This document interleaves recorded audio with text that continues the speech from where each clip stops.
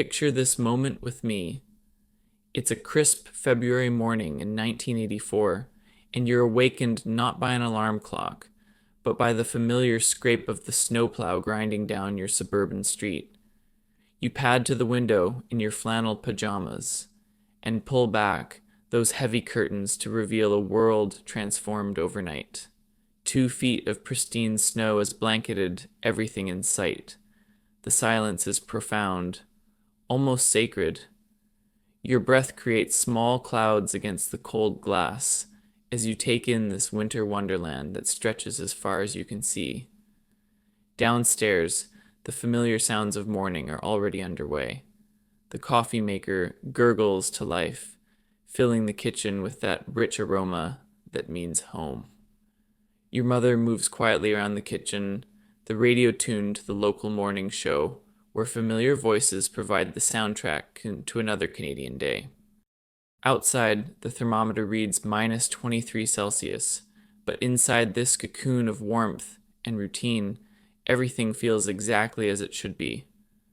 This was life in 1980s Canada, a decade that sits like a bridge between the simpler past and our complicated present. If you lived through these years, you understand immediately what made them special. There was a rhythm to daily life, a predictable comfort that came from shared experiences and unspoken agreements about how the world worked. Technology was creeping in, money was tighter than the decades before, and yet, somehow, the world still felt mostly safe and hopeful. Saturday mornings held their own sacred ritual. You would wake early, not because anyone forced you, but because missing your favorite cartoons simply wasn't an option. Inspector Gadget, The Raccoons, He-Man, Transformers, these shows were appointment television long before that phrase existed.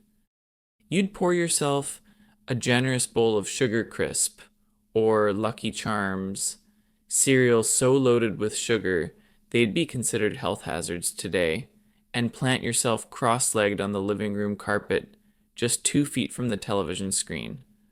The television itself might still be a chunky console with fake wood paneling, but by the mid-80s, it almost certainly had a remote control, even if half the buttons didn't quite work.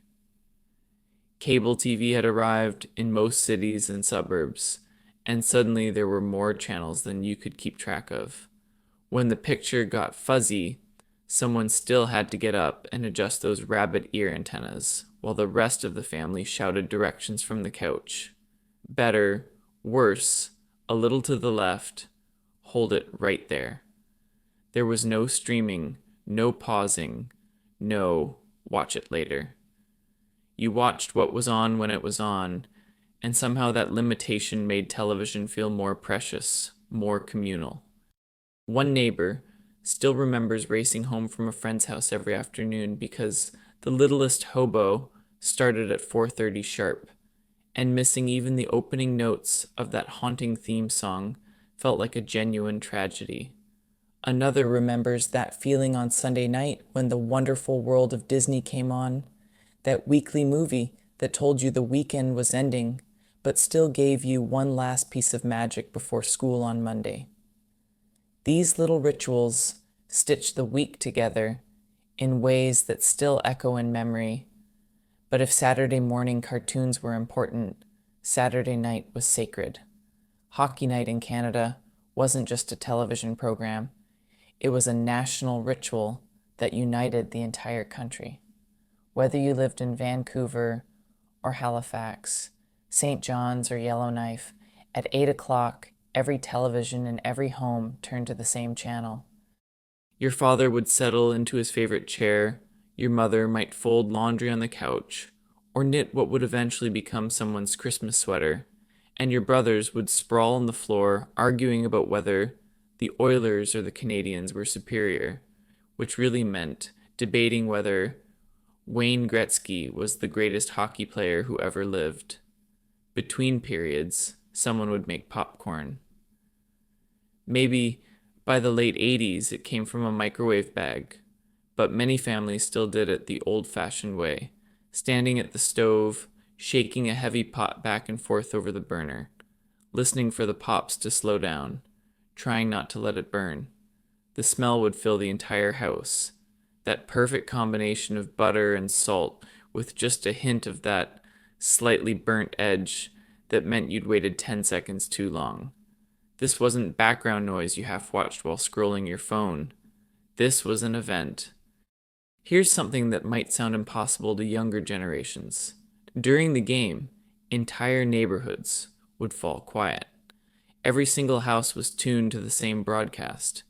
You could walk outside during the second period and hear the announcers' voices echoing from living room to living room down the street.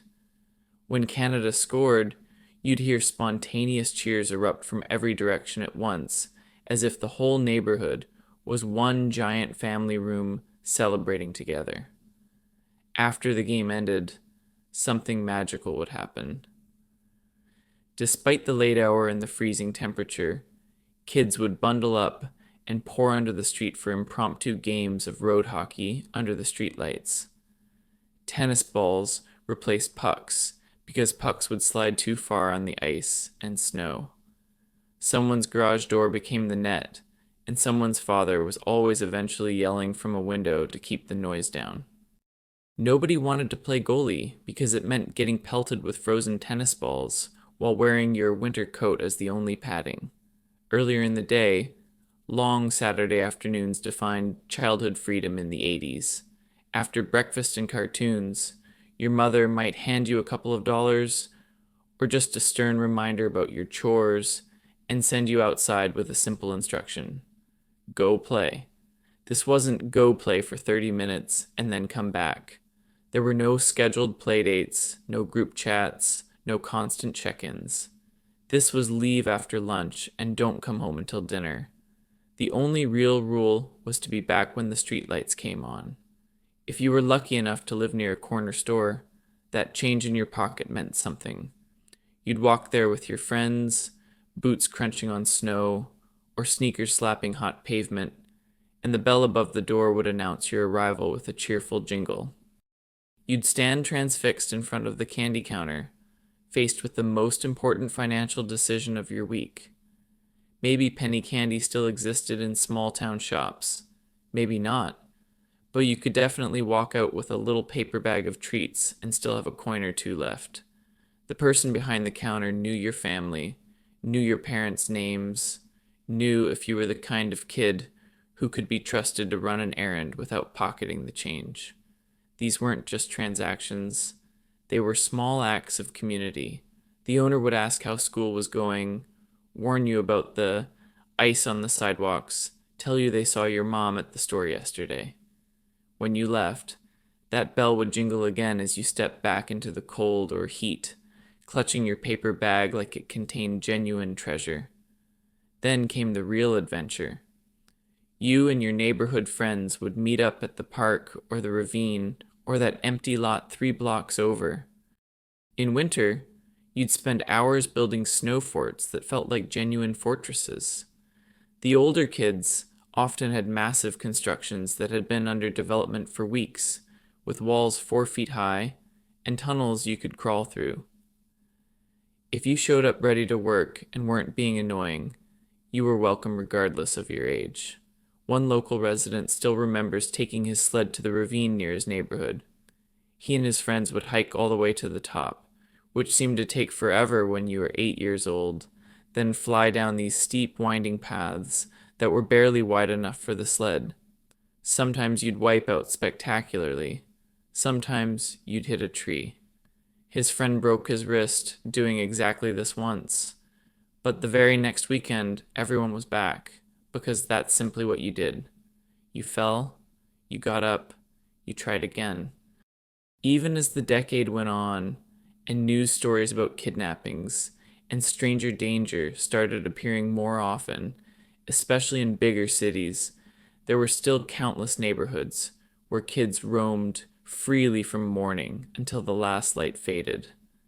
There were rough edges, there were risks, but there was also a kind of freedom that's hard to explain to anyone who grew up with GPS trackers in their pockets.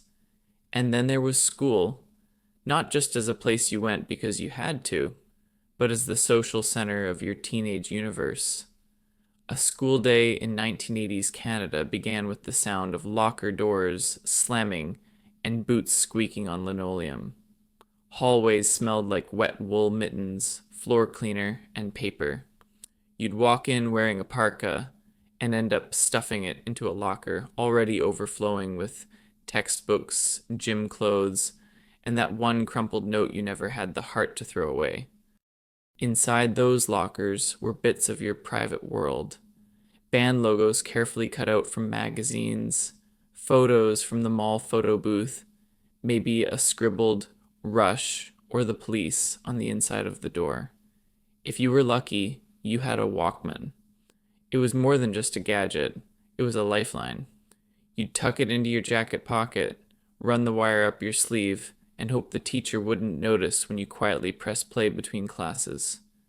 The foam headphones leaked just enough sound that your friends could recognize the song and nod along.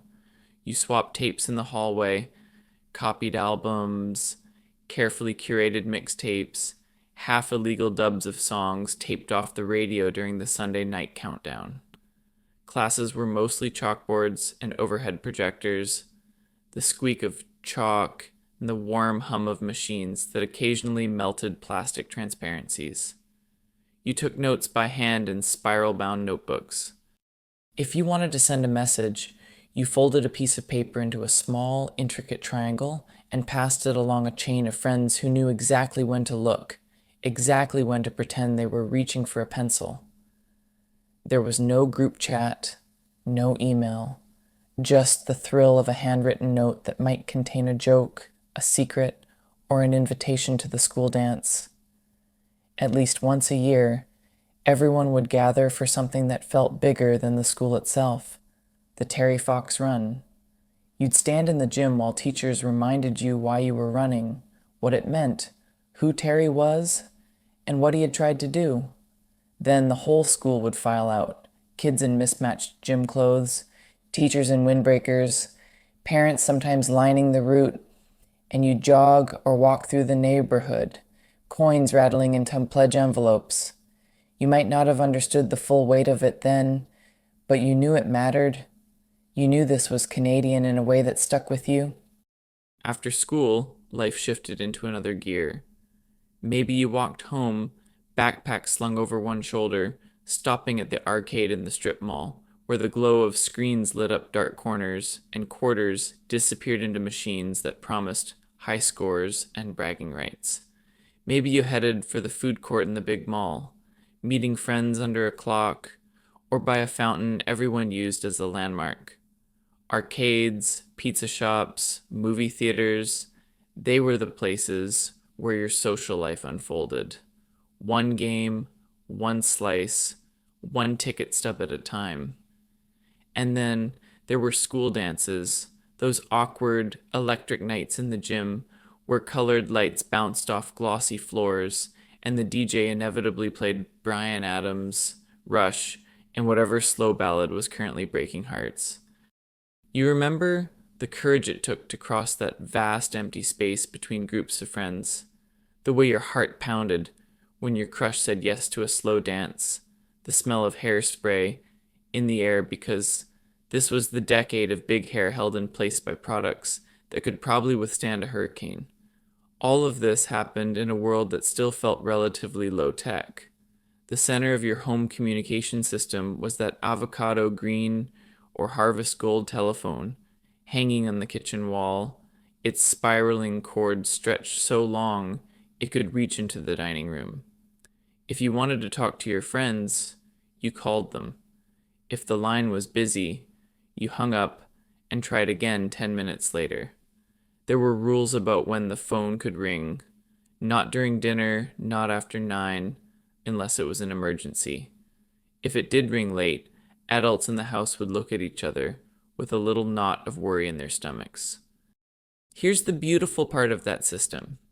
If you wanted to talk to your friend and their line was perpetually busy, you simply walked to their house. You'd knock on the front door, their mother would answer, and yell upstairs something like, "Jenny, your friend is here, and Jenny would come running down in her socks. You'd end up hanging out in the basement watching music videos on MuchMusic until dinner time. MuchMusic was everything to Canadian teenagers when it launched in 1984. Suddenly there was a channel that spoke your language, played your bands, reflected your world. VJs became minor celebrities, and videos were events.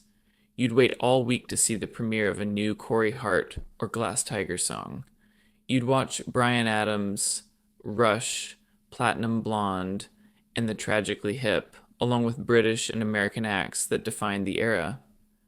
On Friday nights, music shows and late-night movie slots gave you something to talk about on Monday that everyone had seen together. This was how culture spread in those days, not through algorithms or social media trends, but through millions of people watching the same show at the same time and then dissecting it in hallways, locker rooms, and cafeterias. Music wasn't something you consumed quietly on personalized playlists. It was inherently social. If someone owned a boombox and everyone desperately wanted one despite the price, you'd bring it to the park and people would gather around it like a portable campfire. Getting music required effort and intention. There were no downloads, no streaming services. If you wanted to own a song, you walked into Sam the Record Man or another record store and flipped through rows of vinyl or cassettes. Albums cost real money, and a part-time job at Dairy Queen or Woolco might be your primary funding source.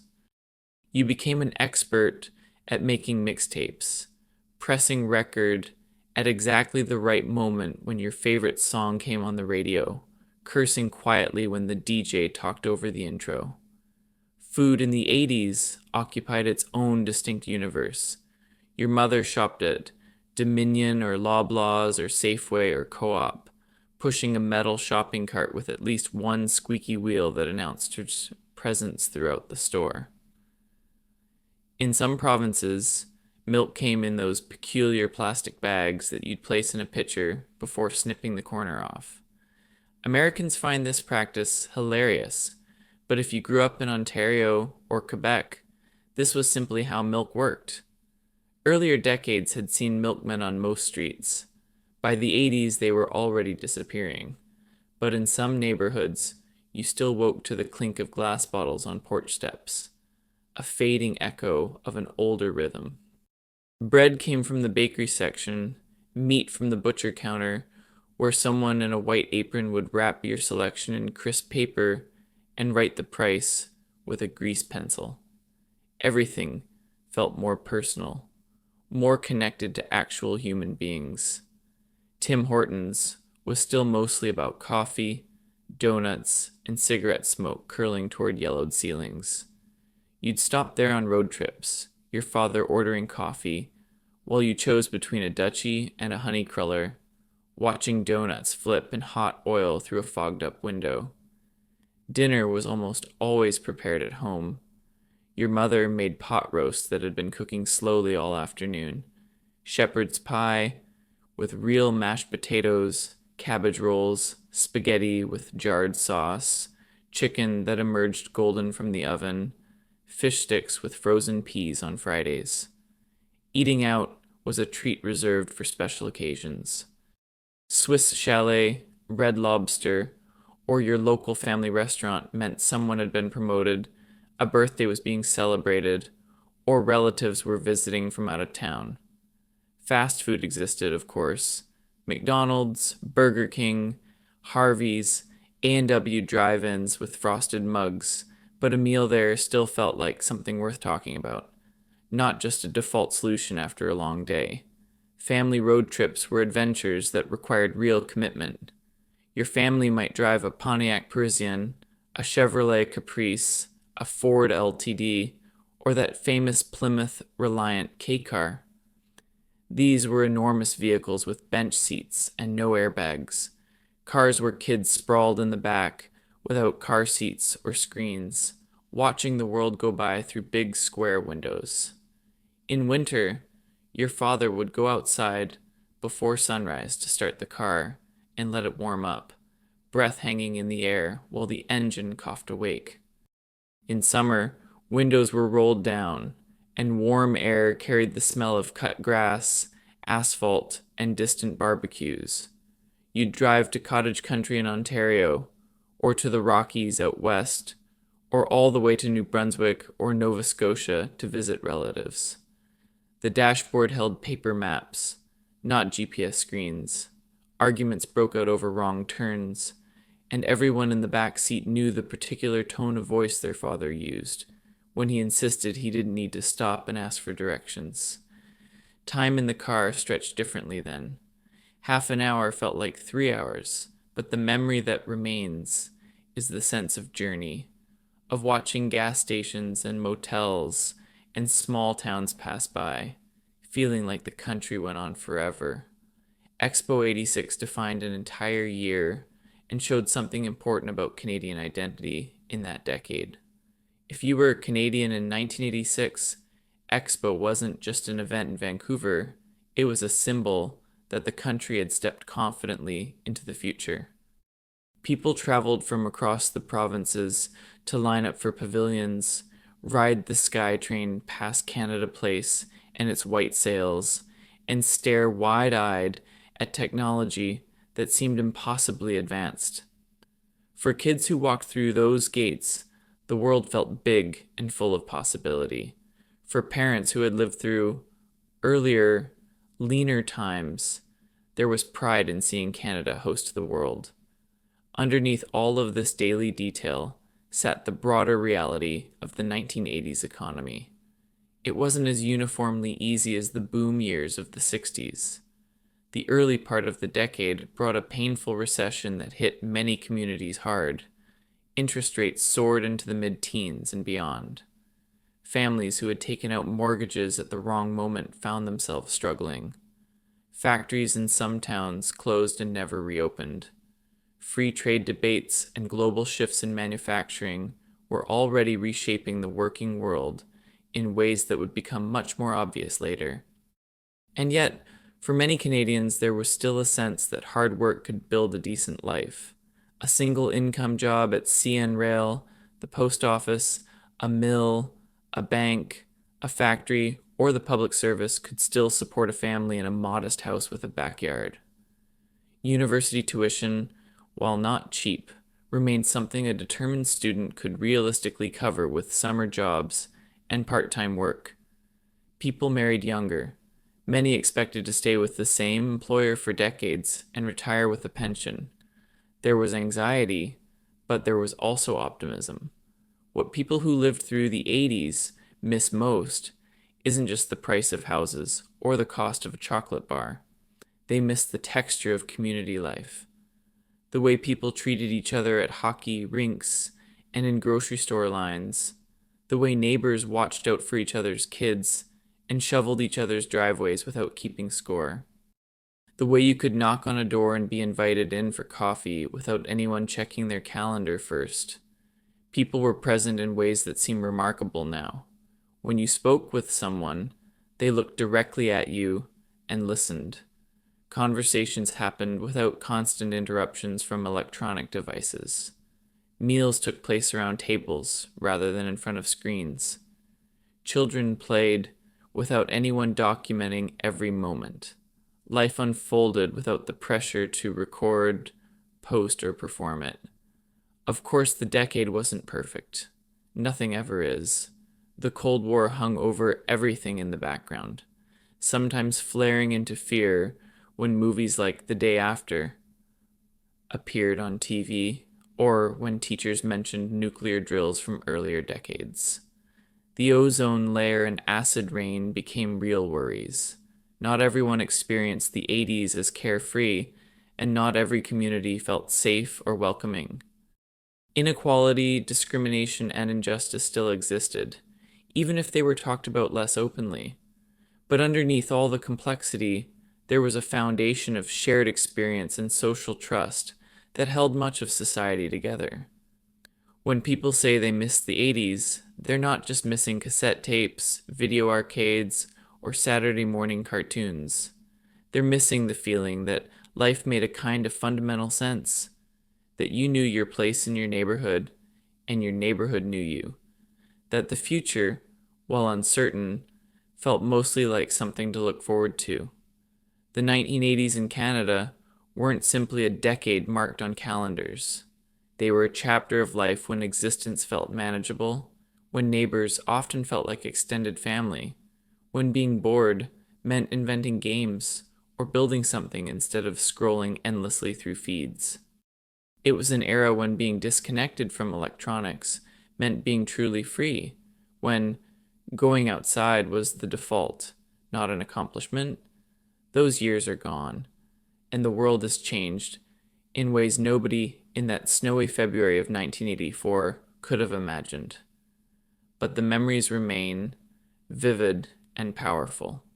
They live in the smell of percolated coffee, the sound of skates carving into outdoor ice, the feel of a Walkman in your pocket, the glow of an arcade in a dark corner of the mall, the ache in your legs after riding your bike all day. So, as we close this visit to 1980s Canada, let me ask you something. What's the one memory from growing up in that decade you'll never forget?